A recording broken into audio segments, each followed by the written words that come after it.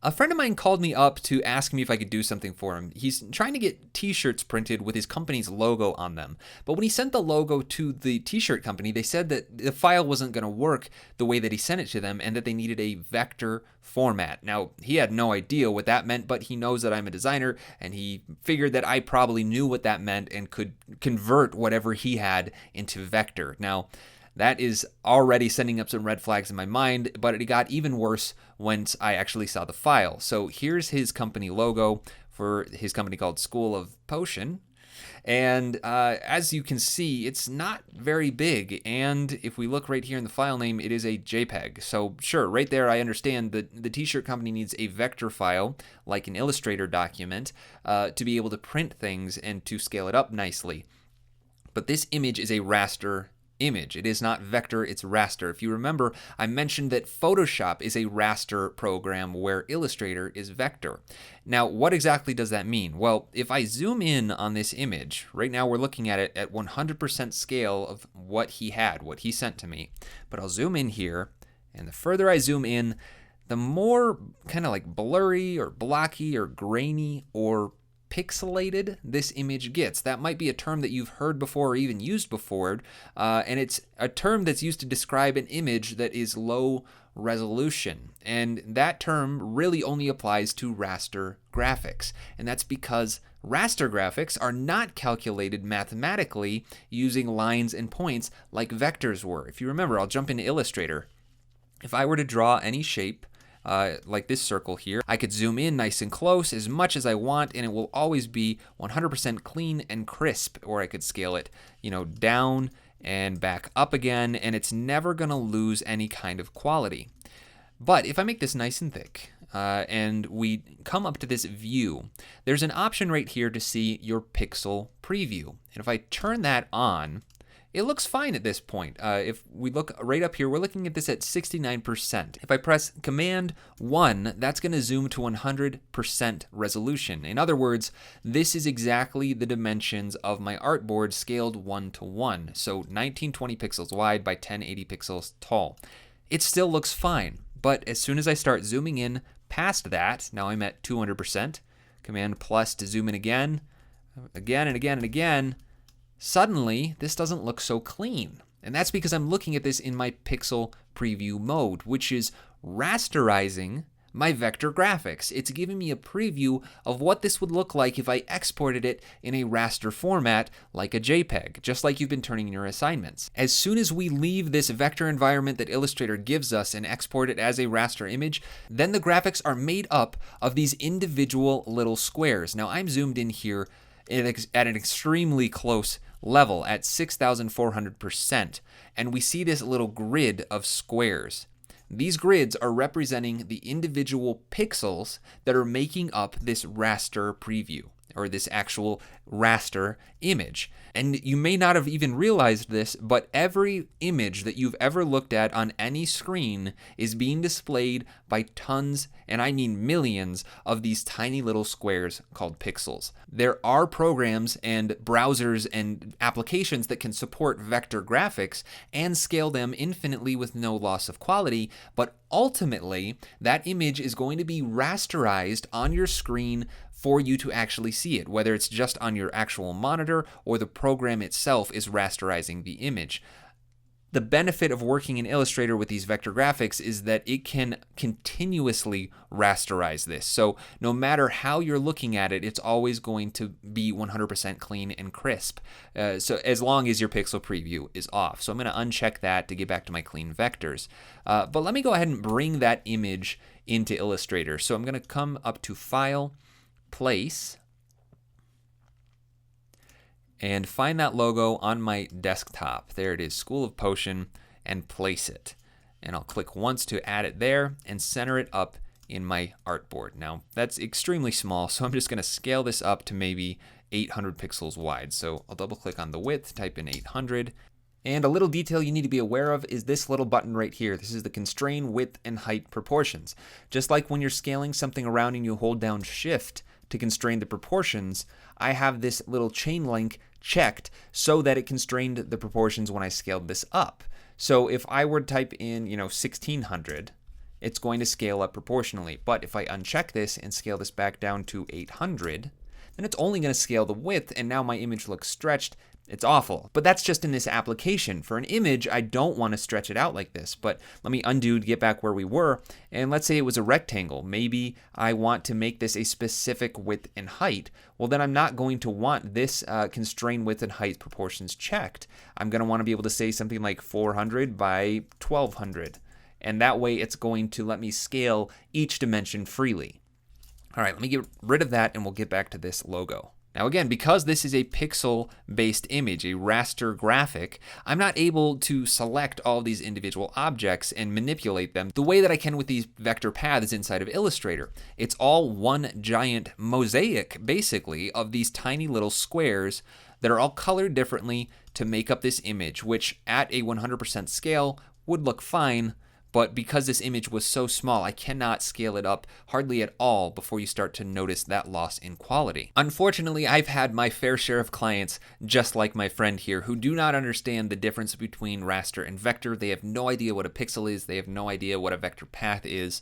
So this kind of a situation gets run into a lot, especially with printers. Most times printers need that vector format, especially for t-shirts, so that they can scale these images up and down however they need to and print them out with transparency and just have complete control over what is being output. And a raster image is just not going to give them that flexibility. Unfortunately, my friend does not know where that original vector file, probably an Illustrator file for this logo is, and he's on a tight deadline, so he really needs to get this turned around and sent to the printers as quick as possible. So that puts me in the unfortunate position of having to recreate this logo from scratch using his low resolution image as a reference. But like I said, that actually does happen in the real world, so I'm going to go ahead and do this and show you how I approach it. First things first, I'm going to come over to my layers and organize this. I'll call this reference, lock that layer, and then make a new one and call this logo. And think about how I'm going to attack this. Now the logo really isn't all that complex. It is made up of some basic shapes with some manipulated paths, and I think I'll be able to tackle this in a pretty straightforward manner. First of all, let's take a look at the main objects of this bottle. We've got this outer glass, we've got the neck, kind of this mouth, and the cork. And then we have, things like this liquid on the inside, and then the little details on the cork and the liquid, and then a couple of chips in the glass, and then a section of the cork missing. But that really is essentially all that's making up this logo. It's these basic shapes that I think I can recreate mostly from rectangles and then modifying their paths. It's fairly symmetrical, and it's all very clean, so it shouldn't be too hard to recreate, even with this low resolution image. So let's go ahead and just start with this outer section of the glass bottle. I'm going to do this using a rectangle. So I'm just going to find my rectangle tool, swap my fill and stroke so I have a stroke there, and then make it black just so I can see it nice and clear. And I'll take a look. I have my stroke set to 1 point. That's fine. And the way that I'm going to kind of estimate where I want this rectangle to be is looking at the extremes. Again, the highest point, the lowest point, and the widest point. So it looks like this is the left edge extreme, the right edge extreme. So I'm going to kind of line it up with that, and then the bottom edge.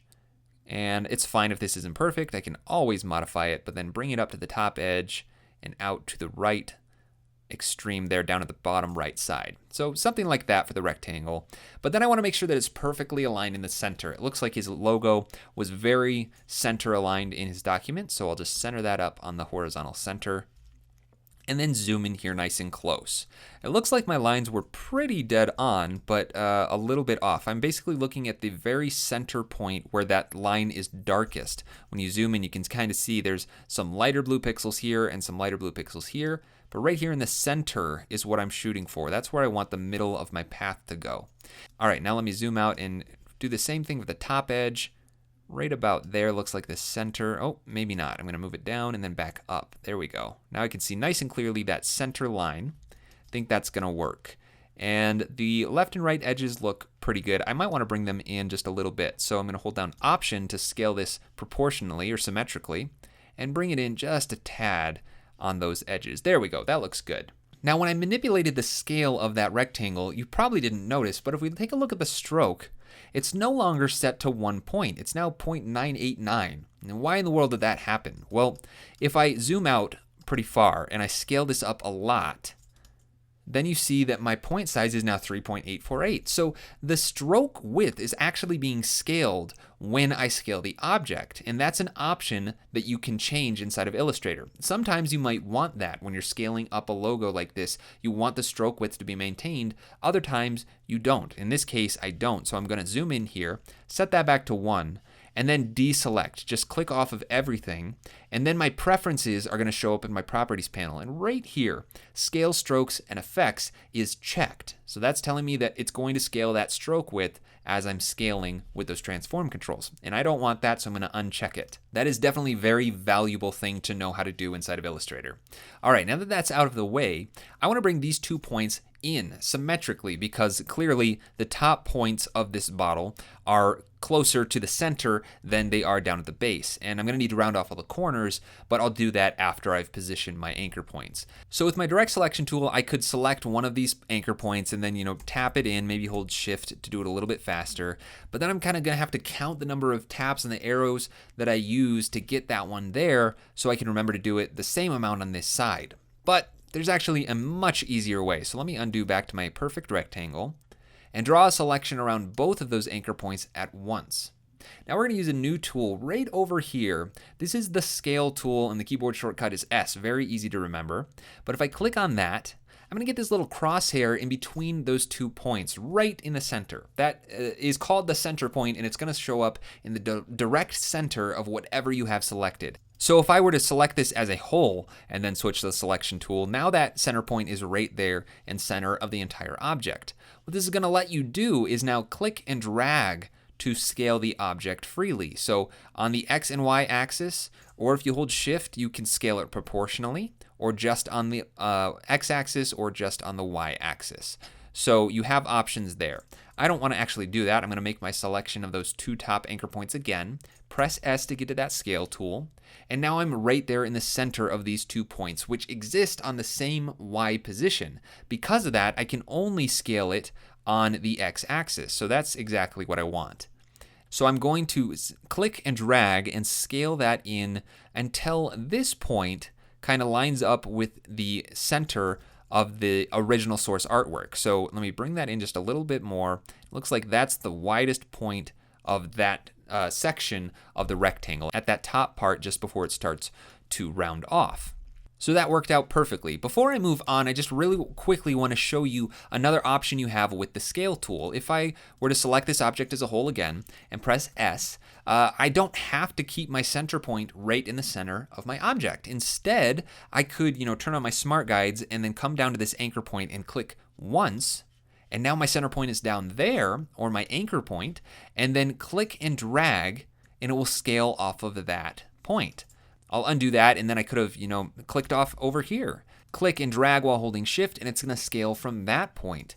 So that's a very useful way to be able to scale things based on other parts of your document. Okay, let's move on. We're going to take a look at these curves. Right now, I have a trapezoid, right, with very straight edges and sharp corners. This bottle, though, is curvy. It has a nice bend to it that kind of tapers off towards the top, and then all the corners are round. First things first, I want to do this curve right here, and then I'll move on to the round corners. So I need to introduce some handles to my trapezoid. I'm going to switch to my anchor point tool, Shift C on the keyboard, and then click and drag to introduce handles. I'll hold Shift and just pull this one out pretty far down here. Now, I don't need a handle on this side of the anchor point, so I'm just going to bring that back in. And I'm not going to worry about the right side just yet. I'll move down to the left bottom point and click and drag while holding Shift and pull that up quite a bit. There we go. I'll get rid of this handle. And now, just to be able to see my path more clearly, I'm going to switch to my outline view, which is Command or Control Y. And there we go. There's the nice isolated path. We can see that curved shape. All right, Command Y to get back, and then I'm just going to zoom in nice and close and take a look. Looks like this handle right here might be able to be pulled down just a little bit more so that that fits the shape of the actual source logo a little bit better. Great, I think I'm happy with that, and I could do the exact same process on this side, but I would never be able to get it perfect. So instead, I'm just going to delete these 2 points over here, and then I'm going to reflect this object onto that side. Now, before we use the object transform reflect command to be able to do that, but there's another tool that we have access to called the reflect tool right here. It's actually underneath the rotate tool, which we'll get to in a second, but the keyboard shortcut is O. I don't really know why. I have memorized that, but it doesn't really make any sense to me why they chose O. But regardless, the reflect tool also has a center point show up in the middle of your selection. And what this allows you to do is reflect around that center point. So I don't want this to reflect around the center of this path. Instead, I want it to reflect around the center of this logo. So first I need to duplicate my path, Command C to copy, Command Shift V to paste in place. So I have 2 copies of that same path right on top of each other. And then I'm going to click once right about the middle of where I think the center of this is. It's okay if it's not perfect, but the center point right there. Click and drag, and this is going to let me freely rotate and reflect at the same time at any angle. Again, this is just like the object transform reflect. I don't know why you would ever reflect something off of a different angle, but you can do it. I don't want to do that, so I'm going to hold down that shift modifier key to do that proportionally, and look at that. That actually is lining up very closely on the right edge, and I think I can actually leave it just like it is. All right, now I just need to close off the path, so I'm going to select both of them, press Command J to join this top portion, and this part down here is still open, so I'll press Command J one more time to make it a closed path. I'll switch to my outline view one more time, and now we can see that nice shape that kind of tapers off at the top, and I can move on to rounding the corners now. So it looks like the top 2 corners are rounded a little bit less than the bottom corners. So I'm going to start with just the bottom corners, select both of those points with the direct selection tool, and then round them off. So we'll make that nice and round somewhere around there. It looks like maybe even 30 pixels exactly will be great. So I'm going to just leave it like that and make sure that is indeed 30 pixels. Great. Then I'll select these top 2 points right here, drag them down, and it looks like 20 might be the magic number for those ones. Maybe a little bit further. 22? Yeah. 21. We'll leave it at 21 pixels for the top corners and take a look at that. I think that looks really close to the same shape. Now I just want to make the stroke a little bit thicker so that it matches a little bit more closely. It looks like about 6 points is the same stroke thickness as everything else. And then I just want to turn that layer off and back on so I can kind of compare the contours of my shape with the original shape. And before we move on, I just want to talk about one more transform control that we have access to, since they all kind of work similarly together. We've already talked about the scale tool, we've talked about the reflect tool, but lastly is this rotate tool. These are 3 tools that I'm using constantly. The keyboard shortcut for this one is R, easy to remember, and this again gives us that center point and allows you to click and drag to rotate an object freely. But just like the other 2 transform controls we've already talked about, I can click once anywhere and rotate it around that point. So let's say that I just had a circle and I had it over here, and I knew that for whatever reason I wanted this to rotate around the center of this circle. Well, I'll just turn on my smart guides, make sure they're on, press R to get my rotation tool, click once right in the center of that circle, and then it will rotate around it. So these are very, very useful tools to know how to use and can help you make transformations really, really quickly.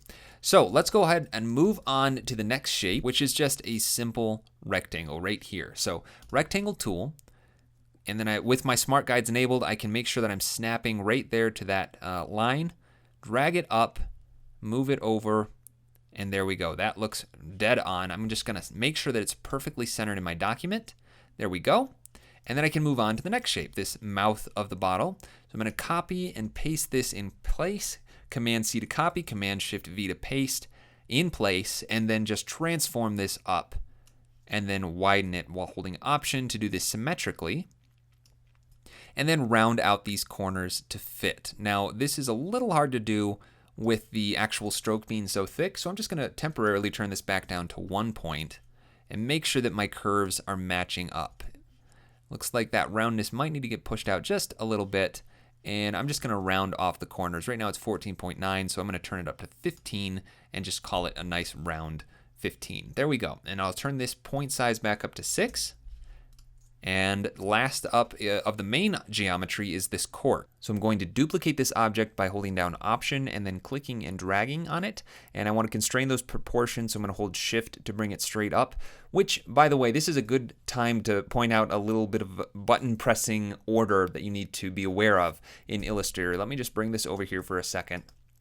The order that you press the modifier keys down on the keyboard matters. So if I wanted to constrain the proportions or the movement of my object when I'm dragging this or duplicating it and dragging it, I'm going to want to hold Shift while I'm doing that so that it only moves horizontally or vertically. But if I hold down Shift before I click, it deselects. And that's actually something that you want. You want the functionality of being able to add or subtract from your selection by holding down Shift. With this object selected, I can press Shift, click on this one. I'll keep holding down Shift and click on another object. That's great. But if you're wanting to use Shift to constrain the movement, that can be pretty frustrating. If you have your object selected, hold down Shift and then click and try and drag, it's going to deselect. So you really need to start thinking about how your modifier keys are going to affect your interactions with the software. So to duplicate this object, I want to first have it selected, hold down Option, and that gives me my little double selection tools, letting me know that it's going to duplicate.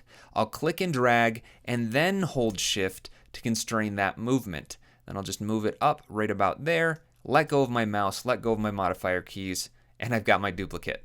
And I'll line up that bottom edge. Get rid of the rounding just temporarily, and again, turn this down to 1 point so it's easier to see, and drag the top part of this rectangle to the center of that top line of the cork. Then I'll bring in the edges so that it hits that wide extreme on the top edge. And now I need to bring in these 2 points just like I did on this rectangle on the top edge. So I'll make my selection there, switch to my scale tool, S on the keyboard, and then click and drag this in so that the edges line up nicely. Looks like right about there is the right angle. And I might even be able to bring the top 2 points out a little bit further. So I'm going to do that. And then I'm going to round those corners off. So it looks like around 15 points again, or 15 pixels. I'll do the same thing on the bottom. I don't know if 15 is the right number for that, but we'll try it. Let's just type in 15 and see. That actually looks pretty good. I'm assuming that the original designer was using very consistent values in all of these roundings. So let me turn that back up to 6. There we go, 6. And with those 4 rectangles, I've already managed to recreate a lot of the source geometry for this bottle. So let me just switch to my outline view and see. There we go, those 4 shapes. We're off to a good start. Let me go ahead and organize my layers a little bit so it's not getting too crazy with all these paths. I'll start with the body, and then the neck, the mouth, and that cork. All right, next, let's work on this liquid. Now, this, to me, looks like it's based on the shape of the outside of the bottle, which makes sense. The liquid would follow the contour of the bottle. Now, I could try and just do the exact same process with a rectangle and then modifying the curves, but the chances of me getting that to match the contour of the outer shape exactly are slim to none. So there's actually a really easy way to be able to do this inside of Illustrator, and it's called offset paths. So I'm going to come up with that selected to Object, Path, Offset Path. And this is going to bring up the Offset Path dialog box. First thing I want to do is click on Preview, that checkbox. You need to turn that on anytime you see it just so you can actually see what's happening as you're adjusting the parameters. So right away we can see that it's taking the original path and then offsetting it by 10 pixels. It's pushing it out 10 pixels. And if I grab that number and just tap the up arrow, you can see that's adding more padding or expanding it out, offsetting it from the original more and more. I could also change this to a negative number. So just do that, click off of it, and now it's going inside instead of out. Now 28 is too much, so let me back that up. Looks like 18, 19, maybe even 20. I think 19, negative 19 actually looks like it's perfect on these edges. Now I have some extra up here, but I'll deal with that in a little bit. Now that that's lined up, I can click OK, and that automatically preserves my original path, so I didn't need to worry about duplicating it first. But I'm left with a shape that is making up the majority of that liquid inside. Now, clearly the liquid was made in two different shapes because we have kind of this front liquid and then the back liquid right here that's kind of showing this sloshing motion. So I can't recreate this entire liquid using one shape. So I'm going to focus on just this front liquid right here first. Turn off my artwork and just look at this shape. It looks like the part of the liquid that's following the contour of the bottle, and then it dips down, dips up, and connects there. So what I need to do is add in some points where this starts to curve off and stops following the contour of the bottle. So I'm going to turn that back on and lower the stroke width on this. Just turn it back down to 1 so I can see nice and close where that curve is going to start. It looks like right about there is where I want that path. So I'm going to switch to my pen tool and click there once to add an anchor point at that spot. And then I'll come over to the point where it ends over here. So it looks like it connects right about here. I'll click once, and now I have an anchor point where that part of the curve is going to end. And then I just need to get rid of these points up here. So I'm going to just use this pen tool and click to get rid of all of these. And I think that's going to work. And that way I'm left with these handles that I can then manipulate and kind of recreate this curve now. So I need a point added right here, and it doesn't matter the angle, but I'm going to click and drag it with my direct selection tool to move it right at that crest, at the extreme of that curve. And I'll modify the handles while holding shift just to snap it to a nice horizontal alignment. Then I'll switch back to my pen tool and add another point somewhere on this line. Hold down Command to switch to my direct selection tool temporarily, and then move this anchor point all the way down from this top extreme to the low extreme, right about there. And then again, shift, while holding Command, shift click to snap that to being perfectly horizontal. Now this red is a little bit hard to see on top of the pink, so I'm going to change my layer color.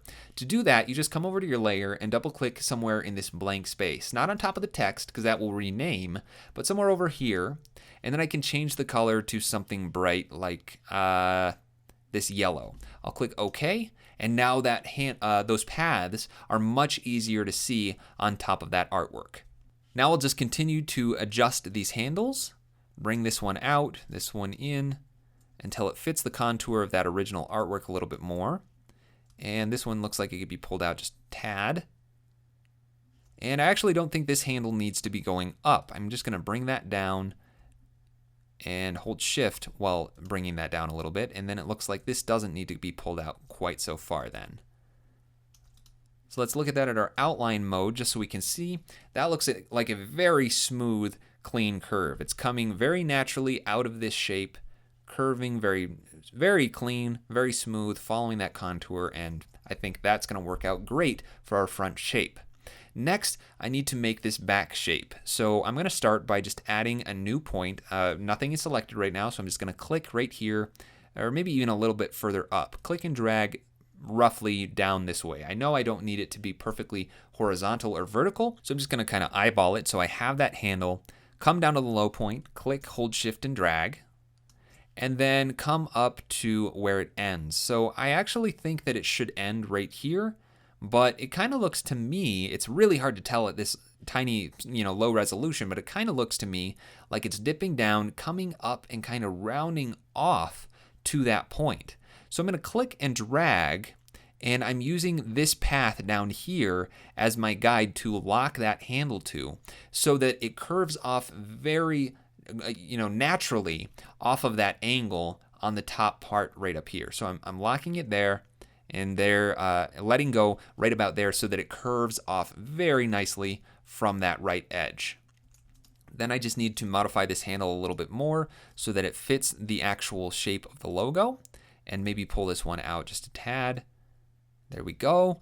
And I think that's going to be good.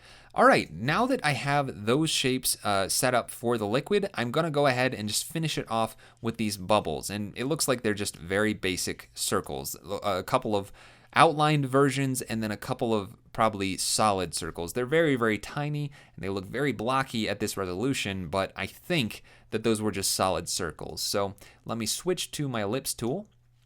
I've got my stroke active, and then I'll just draw a perfect circle right about there for this circle, for this bubble.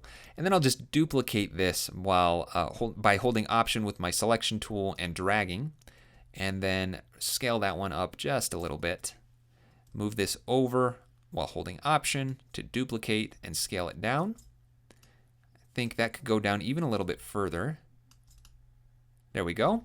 And then I just need a couple more for these filled ones. So I'm going to duplicate this, swap the fill and stroke, and then scale it down quite a bit. Maybe not quite that much. That should do it. And then I'll duplicate that over here. I'll duplicate that one up here, and this one looks a little bit smaller to me. And I think that's going to complete all of the liquid. All right, now I'm just going to bump up the stroke size on this back to 6 points. That looks good. And then on these ones, I don't think they're quite as thick. So let me just bump that up once, maybe twice. I think 3 points is going to work for those bubbles. All right, now let's do the same thing for the cork. Since I'm working with these circles, I'm just going to duplicate one of these up here and then maybe scale it down just a tad. Shift it over. And then we need another one down here. Maybe scale it up just a little bit. And then I think one's supposed to be here. Let me turn off my logo layer. And yeah, so we're missing this little chip in the glass, and that's what's covering up this circle, but I will address that in a minute. So I'm just gonna duplicate another one of these bubbles, or holes probably, in the cork and scale it down. And then maybe just move it a little bit.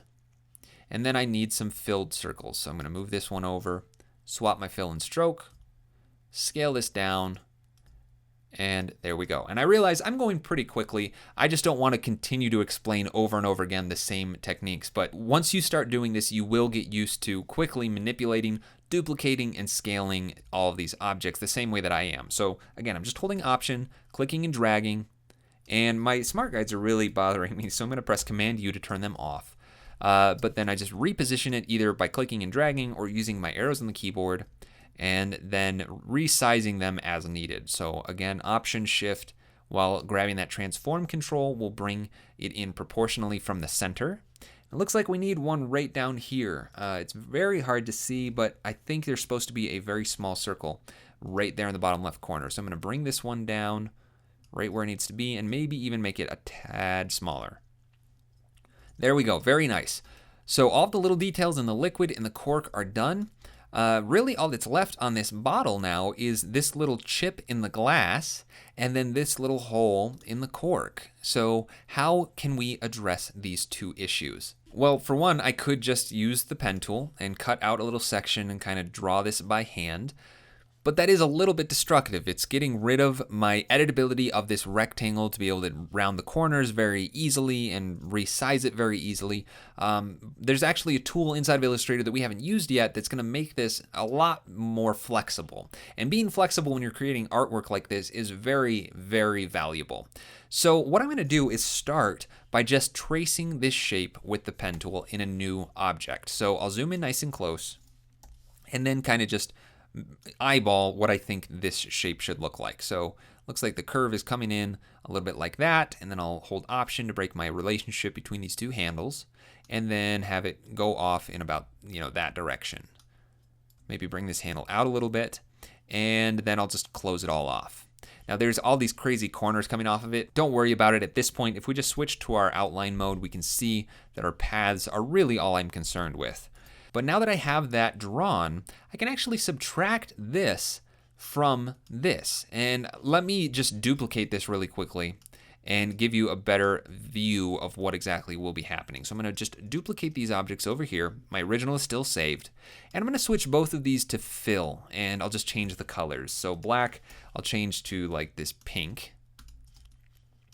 And then this black, I'll change it to the blue. So there we go, we've got our two different colors. Now if I select both of them and come over to my properties panel, down here I have a section called Pathfinder. We only have 4 options right now, but there are more if you click on this little button right here. I want to just have more access to this next to what I'm actually doing, so I'm going to open the actual Pathfinder panel by going to Window, Pathfinder, and this is exactly the same as what's over here It's just more convenient visually right now. The Pathfinder allows you to kind of control relationships between objects and even make transformations of objects between those relationships. So let's start with this one right here. I use this one a lot. It's called minus front. And if I select both objects, right now this pink little cut is in front. So it's going to minus the front object from the back object. And if we look at the little icon before I even click on it, you see those two squares. The object in front is hollow, and the object behind is missing the section of the overlapping piece. So that's kind of giving us an indication of what's going to happen. If I click on it, there you go. It's punched a hole, literally like a cookie cutter, straight into that shape. The top object is no longer there, and instead it's just removed. It was used to cut a hole in the shape that it was overlapping, and that's it. It's gone. And if we take a look in our layers, we can see that we have just one single path now that has that hole punched in it. I'll undo, and you can see that we have both paths. The pink path that we're using on top to cut through, and then the rectangle path that this shape is based on. Redo, and it just becomes the one path. I'll undo that and take a look at the first one. This is the Unite. And if we look at those icons again, we've got two squares that look like they're being brought together. So if I click on it, there we go. The object turns entirely pink, and the parts that were overlapping are removed, and those shapes are kind of just pushed together. It's now one piece. The reason why we lost both colors is because one object can only have one fill color, so it's all the top object's color. I'll undo, and we'll take a look at this one. This is the intersect button. And if we take a look at the icon, it looks like the overlapping portions are going to be left. So I'll click on that button, and sure enough, the overlapping portions of those two objects are what remain. If I undo, you can see this section right in here is all that's left. All right, so what's our last option here? We've got exclude, and that's going to do basically the opposite. I'll click, and it's getting rid of the overlapping parts of the objects and leaving what was on the outside, whatever wasn't touching. And this actually is two different shapes. If I go into layers, we now have a group of those two different paths. So I could ungroup them and move it around. They're two different pieces. All right, I'm going to undo one more time, and if we look at the little tooltip that pops up when I highlight or hover over one of these buttons, it's telling us in these parentheses that if you option click, it will create a compound shape. So let's try that. I'm going to hold down option and click. Now it looks like it did the exact same thing as before. It minused the front object from the back object. However, if I select it, you can see those paths are still there, and if I take a look at my layers, I now have something called a compound shape. A compound shape is indicating that it's using one of these Pathfinder operations to define the relationship between the objects within it. So it's kind of like a group. If I twirl it down, those two paths are still totally preserved, but it's combining those two objects based on the button that I clicked. So in this case, minus front. The great thing about it is that I can move it around now and still manipulate it non-destructively. And what I mean by that is I can continue to edit this as much as I want without losing my original paths.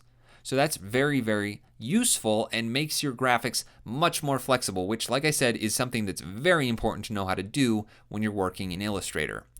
All right, now that that's done, I'm going to ignore all of these ones down here. They are useful. I do use them some of the time, but for now, we don't need to dig into them. So I'm just going to close that out, delete this example, and then move back to my original shapes and redo that same process. I'll go to my Properties panel, hold down Option to make a compound shape, and then click on that minus front. And there we go. It's cut out that little chip in the glass. And the only issue that I have now is this corner. It's kind of, sharp, and I don't want that. I want it to be rounded off. So I'll select it, come into my stroke options, and then make sure that my corner is set to round join. And that takes care of that little point. And now I've got that chip in my glass. All right, let's do the same thing for the cork. This looks to me like it was based on a perfect circle. So I'm going to go ahead and draw that and try and align it with that cork hole on my source layer.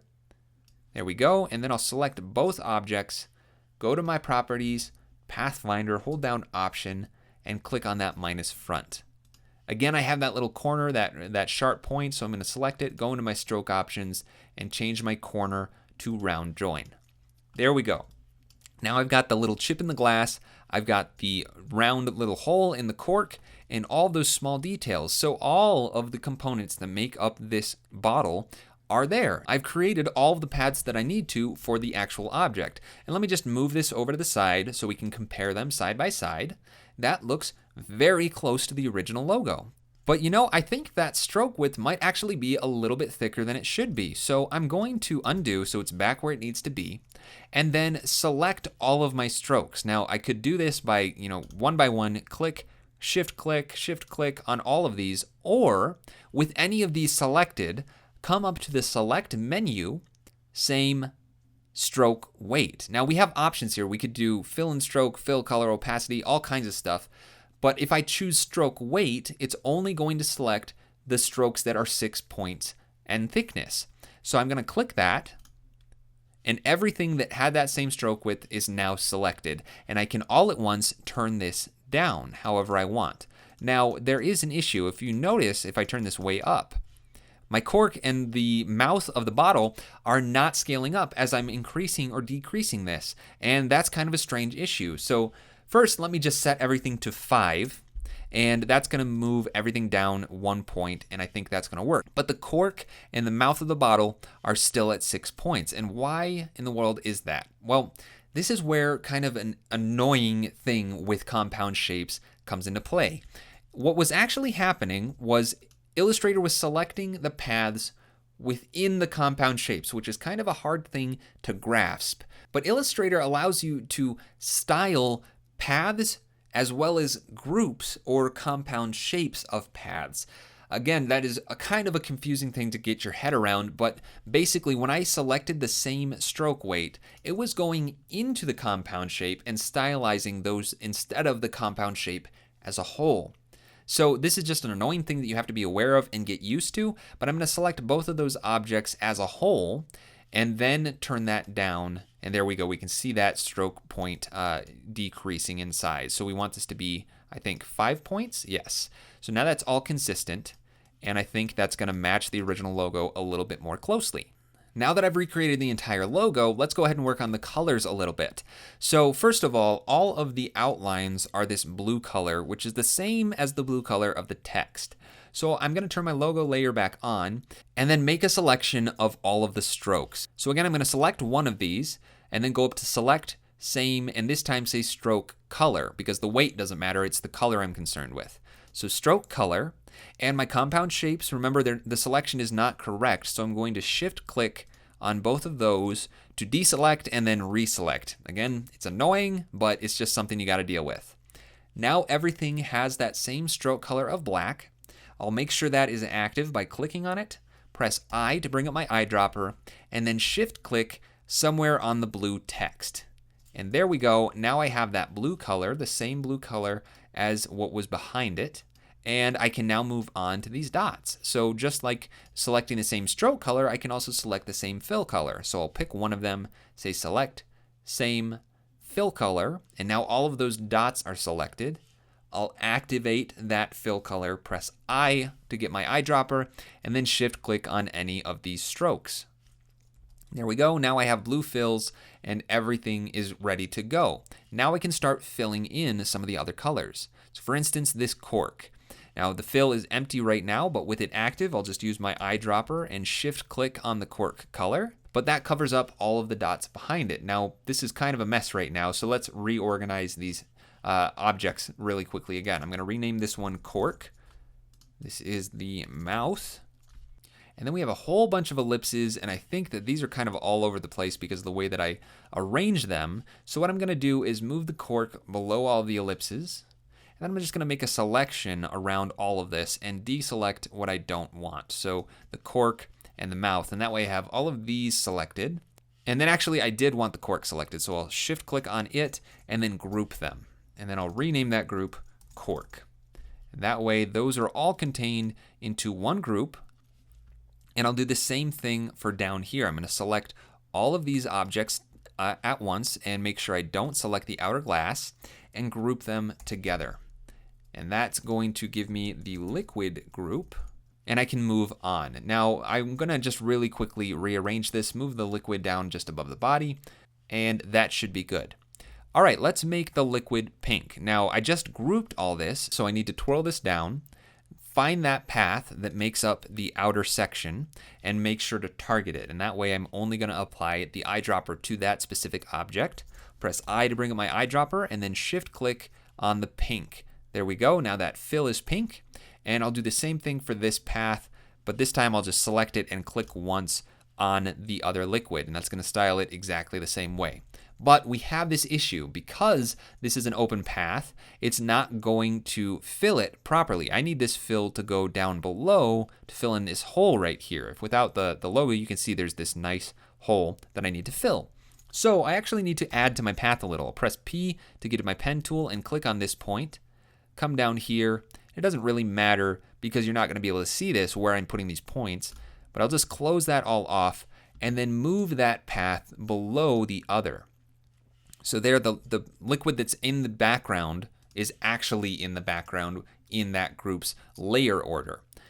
Next, I just need to make sure these are rounded off joins. So I'll go to my properties, into the stroke, round off the corner, and that looks good. Now, I think I might be able to manipulate this path just a little bit, and I'll just bring this handle in so that it kind of matches this curve a little more closely. And just that little bit, see there's a kind of a little corner right here showing up where the two paths met, but just bringing this over and matching the contour of the path below it a little more closely really smooths out the transition between those two paths, especially when you back out like this.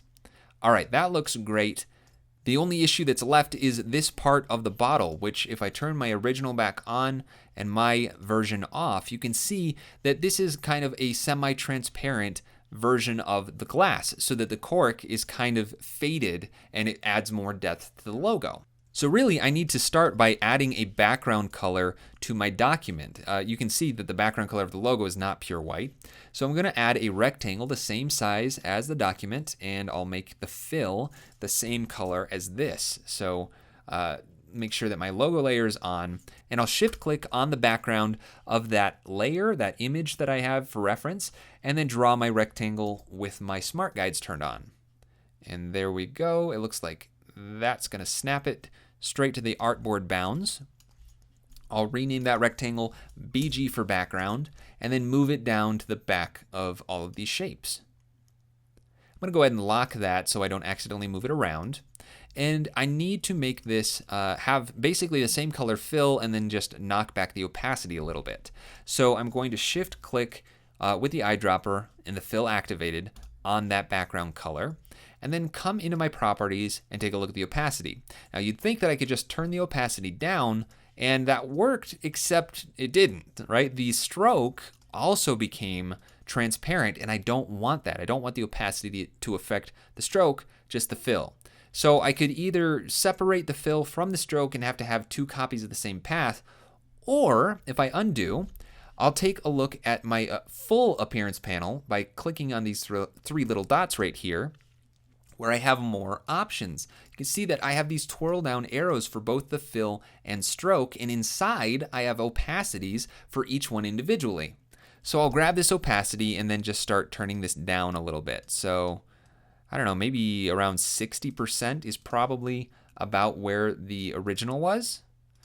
I'd say that's pretty close. I think 60 was actually perfect. So that's good. And now I'm kind of just turning this layer on and off, comparing the paths. It looks to me like my chip in the glass is a little bit off. So I'm going to turn off the background, turn off the cork, and zoom in here a little bit, and then just reposition this. And because it's a compound shape, I'm completely free to do this without worrying about losing any of my original artwork. So I'm just manipulating these handles a little bit to see if I can reproduce this a little bit more closely to the original. All right, turn that off and back on. I think I could pull this down just a little bit on this handle and maybe even pull this out a little further. And I gotta get nice and close in here to grab that handle. There we go, off, on. Man, I could actually manipulate this very tediously for a while, but I think I'm gonna just call that good. And yeah, that's pretty darn close. I'm happy with that. All right, now that all of that is set up, I'll turn my background back on and just take a look, turn that off and back on. And that's a really, really accurate representation of the original logo. I'm happy with the way that that turned out.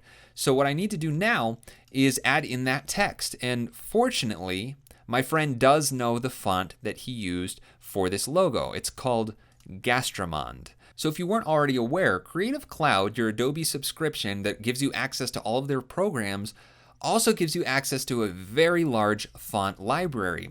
Adobe has partnered with Typekit so that you can very quickly and easily browse hundreds and hundreds of very high quality fonts and sync them to your computer and instantly use them inside of the Adobe applications and anywhere on your computer really. So to get to that, just open up the text panel by pressing T to activate the text tool. And then if I come up to the character palette right here, I can choose which font I want to use. But right up here in the top right corner is what I'm concerned with. Add fonts from Typekit. If you click on that, it's going to bounce you into your browser and open up Adobe Typekit. And as long as you're signed into your Adobe account, you'll be able to search and sync fonts to your Adobe account very quickly. So I'm going to search Typekit right here for Gastramond. And sure enough, there it is. So I'm going to click on it. And there are two different versions, a regular and an italic. And you can even preview what text is going to look like before you download the font. So I can say School of Potion, and sure enough, that is definitely the same logo right there, same font. So I'm just going to sync both versions by clicking Sync All. And very quickly, that's just going to load.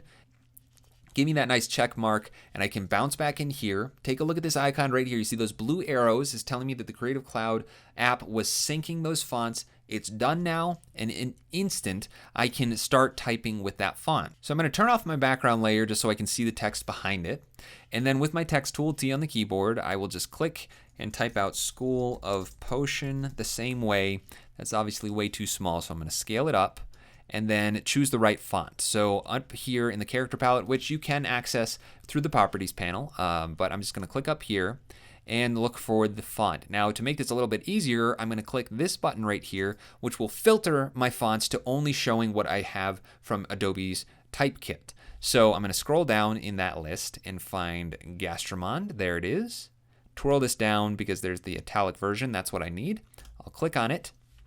And there we go, that's very close. Now I'm just gonna reposition this and scale it down until it's about the same height. Now that to me looks like the same height. The S is lining up pretty well. Maybe it's a little big.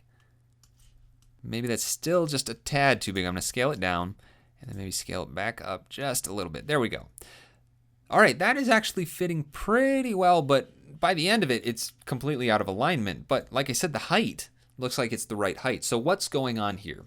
Well, this is kind of an indicator to me that they've added in some spacing to their text because this is kind of gradually getting more and more out of sync with the original logo. It's kind of like exponentially spaced out differently. This type of spacing in typography is called tracking. That's a term that's used very commonly to address the spacing between multiple characters of type. In this case, it would be the entire line.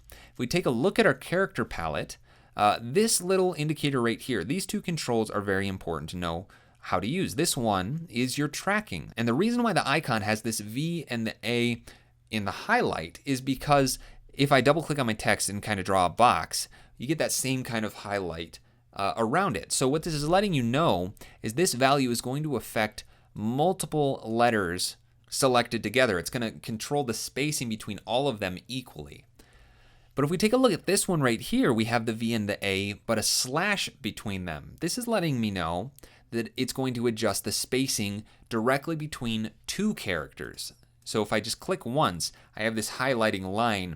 It's going to affect the spacing just between those two letters independently from the tracking of the overall type. This type of spacing is called kerning. So kerning and tracking are two typography terms that you definitely need to get to know because as a designer and a motion designer, you absolutely will be using those terms and modifying these properties all the time. And we will be diving deeper into typography a little bit further down the line in this course, but for now, understanding the difference between tracking and kerning and how to use them is really going to help you when you're working with type inside of Illustrator. So first of all, I'm going to adjust the tracking because that's the overall spacing of everything. So I'm just going to have that text selected and tap this up arrow a couple times.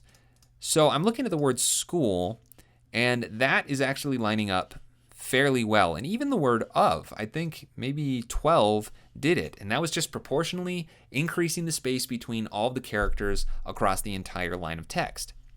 But as soon as we get to the word potion, that is off a little bit. So what this is indicating to me, since these first two words are pretty much perfect, is that there's some extra kerning added in right here between the F and the P to push this away from that F just a little bit more. So to adjust the kerning, I first need to switch to my text tool and click right where I want that kerning to be adjusted. With my highlighter right there, I can then start clicking on this. Now, as I'm doing this, it looks like basically nothing's moving. It's just tiny, tiny little increments. And that's because kerning is extremely precise. And that is usually something that you need when you're doing kerning of things like logos. You want to be very, very precise with the spacing between certain characters. But if I hold shift, I obviously need to move this a lot more. So holding shift will increase this by increments of 10. And there you can see that moving much quicker. So there I shifted it over maybe a little bit too much. Right there looks like the sweet spot. I'll press escape to exit the editing, and I think that is going to line up just perfectly with the original logo. Awesome. Now all I need to do is set this to the same blue color. So I'm going to turn my background layer back on, press I to bring up the eyedropper with my fill selected, hold shift and click on that outline. And there you go, our completed logo, 100% vector, recreated inside of Illustrator, and a very, very decent copy of the original raster image. Now that I have the completed recreation of the logo, I'm ready to send it back, but I need to do a couple more things to make sure that this is preserved exactly the way that I created it, because there's an issue with fonts when you're transferring files to other people. If they don't have that same font installed on their machine, then it's not going to display. So I need to convert this to shapes rather than editable text, and that's called outlining your type. I also want to outline the strokes, which is converting the strokes to filled. Because if, say, I give this to the printer and they scale it up and they don't have the scale strokes and effect checked, just like I don't, you see that all of those strokes look much thinner now because they didn't scale with that transform. I can completely eliminate that possibility if I convert the strokes to fills, because then they're just going to scale like any other shape. And then there's the compound paths. I don't need those extra shapes being sent to the printer because they don't need that information for when they're actually printing t-shirts. So I can get rid of all of this and clean it up and make it a very nice, easy file for the printer to deal with. But I don't want to do it on top of all of this destructively. I want to preserve this just in case I ever need to edit it again. So what I typically would be doing is saving a copy of my file that just has like a suffix of saying print ready, and that would go to the printer, and this would be my editable master file of the logo. But for the purposes of this lesson, I'm just going to make a duplicate of this layer. So this is the logo layer. I'm just going to drag it down to the new layer button and then rename this logo print ready. Then I can turn my original logo off, the reference layer off, and open this layer up. First, let's outline the type. To do that, I'm just going to select this text, which is editable, and in the outline view, you can see that it's editable because it's filled. But if I come up to type, down to create outlines and click, that's going to convert this to actual shape paths. And if I press Command Y to get my outline view again, there you go, it's no longer filled with black, it's these outlined paths, and I can even manipulate these just like any other path.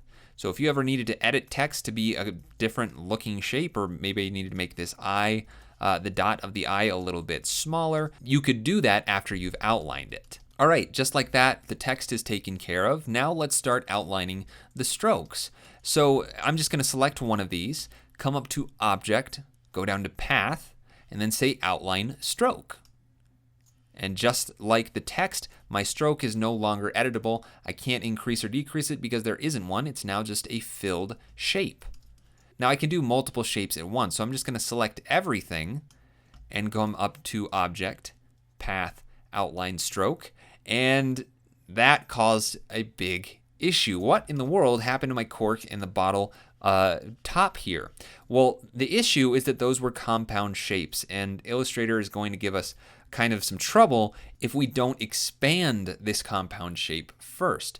So to take care of this, I'm going to select the bottle mouth right there, and I'm going to come up to Object and look at this option right here, Expand Appearance. If I click that, that is going to get rid of the compound shape. It's basically applying that transformation as if I had just clicked on the minus front button without holding Option. So it's kind of just committing that operation and really converting this into an expanded object. So this is still showing up as a group, and it even has a couple of groups inside of it, which is a little strange. And what these are the stroke separate from the fill. So if I take the mouth and just ungroup it, I'm left with these two groups, and the first one is the outline, and the second one is the fill.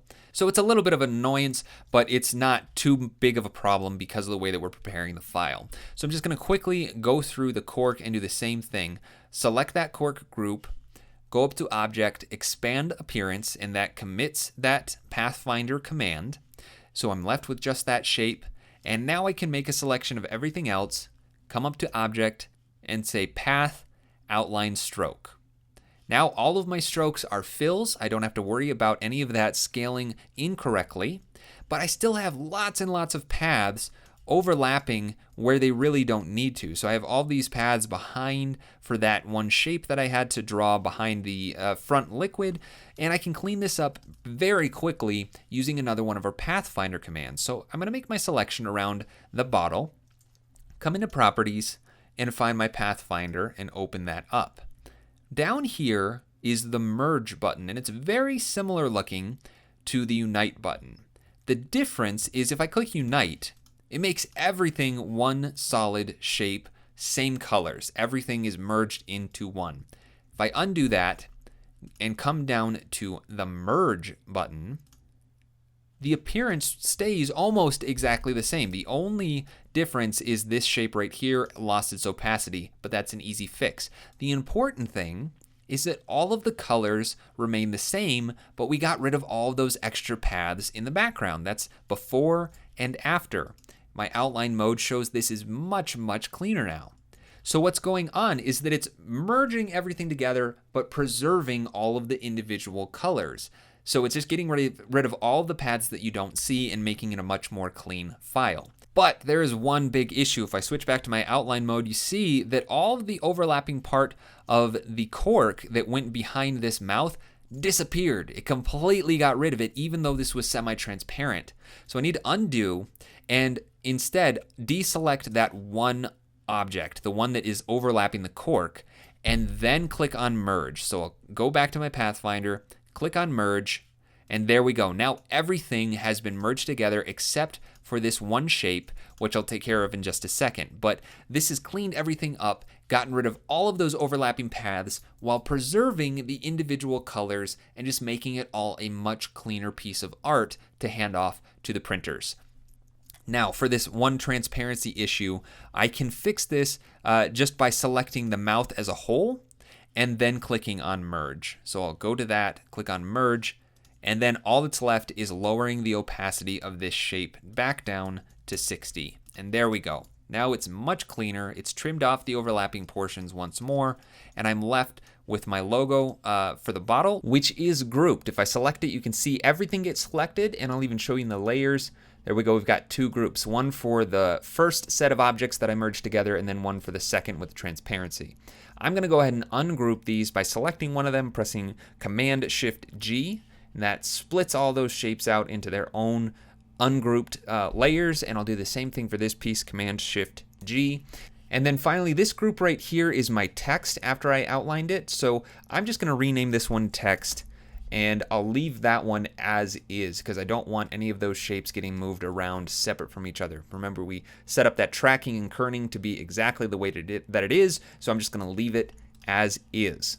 and everything else being on its own layer is actually a good thing for the printer. So I'm going to leave it just like that, and this would be ready to hand off back to my friend to send to the printer. Now, I'm going to keep a copy, like I said, of the original logo so that I have the flexibility of modifying anything, including the stroke weight, if I need to. But this file is ready to go. It's all cleaned up, and I can know that when I hand it off to somebody else, it's always going to look like this as long as they don't start manipulating the paths. All right, I know that was kind of a process, but like I said, this is something that happens in the world more often than I'd like to admit. So it's something that would be very valuable for you to know how to do, whether it's tracing a logo or any object for that matter. Recreating something like this from scratch and knowing how to prepare files to give to somebody else in case you need to make sure that it is not edited is very important. So I'm going to hand this file off to my friend. Hopefully he'll get his t-shirts made and we don't have any other issues.